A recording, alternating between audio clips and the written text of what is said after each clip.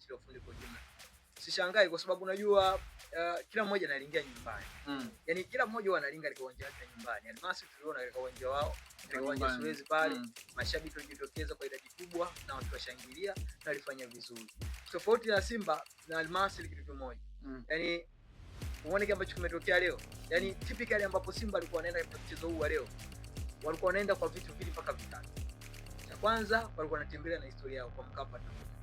Cha pili, wakikumbuka katika mchezo wa kwanza, wamecheza vizuri wao, wamefanya attempt wao, good pass, sijui ball position mwongozo wao, accuracy pass mwongozo wao. Zaidi ya pasi 400 wamepiga.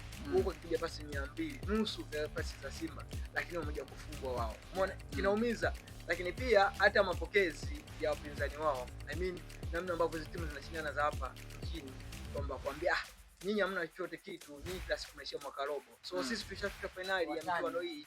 Kwa hiyo pia nao Simba ilikuwa inaumiza, na kama unaweza kuona mara kadhaa viongozi wa Simba walikuwa wanazungumza namna ambavyo kuendea huu mchezo akisema kwamba mchezo tunautaka. So far kama mchezo wa leo ulikuwa unaona kwamba wachezaji wameshiba ile sumu kutoka kwa viongozi, kutoka kwa mashabiki, umeona, lakini pia kuona mambo ambayo yanazungumzwa sehemu mbalimbali kutoka kwa wapinzani wao kwamba nyinyi hamwezi kuvuka, hamwezi kwenda mbali. Kwa hiyo